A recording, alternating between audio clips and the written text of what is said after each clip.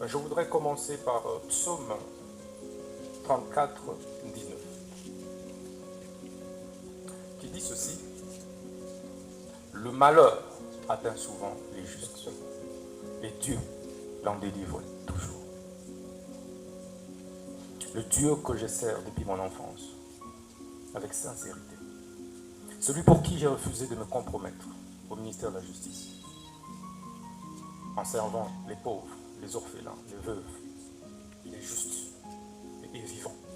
Il ne m'a jamais abandonné, quelles que soient les épreuves. Je crois en lui et je sais qu'il me viendra au secours, même en dernière minute. C'est pourquoi, ce premier président, je veux également dire que l'histoire me rétablira. Et Dieu de mes ancêtres, me rétablira. Et me justifiera, je veux dire. J'ai dû démissionner de mes fonctions de ministre d'État, ministre de la Justice et Garde-Sceaux, après avoir rendu des loyaux services à la République, pris autant de risques pour ce pays. Face à une guerre d'agression qui était pendante, où tout le monde a lâché, j'étais libre et prêt à donner de ma vie pour cette République. Mais aujourd'hui, cette justice que j'ai servie avec tant d'amour m'a tout arraché, mon honneur, ma crédibilité, ma dignité, mon directeur de cabinet. Mais il y a un adage, un dicton russe qui dit que ceux dont le destin définit pendu ne se noient pas. Monsieur le Président, ce procès de ma vie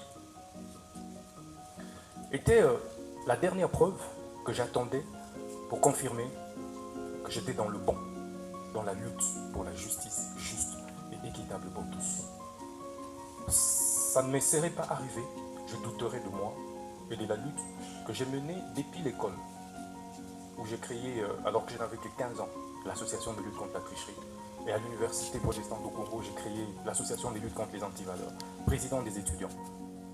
Je me suis opposé à toutes les antivaleurs, et de manière farouche, qui m'avait valu, pour la première fois, de reprendre en deuxième session, alors que j'avais distingué. Et je payais ce prix avec honneur.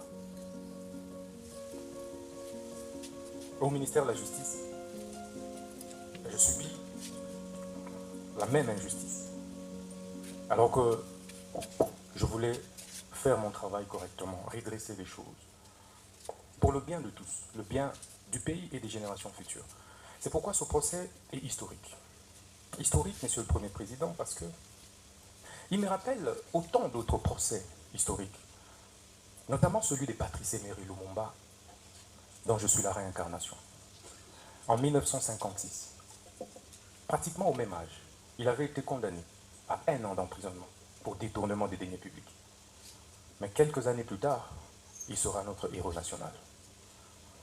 Ça me fait également penser au procès de Fidel Castro, un de mes idoles, vers les années 51, où il prononça les discours les plus historiques, l'histoire m'acquittera.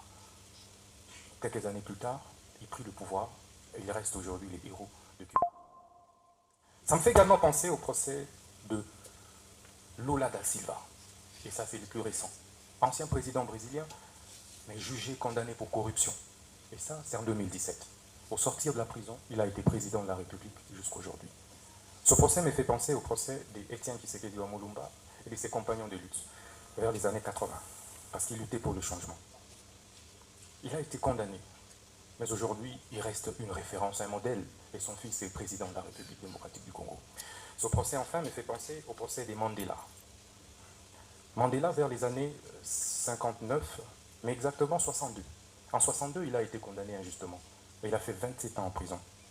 Mais il sort de là, président de la République d'Afrique du Sud.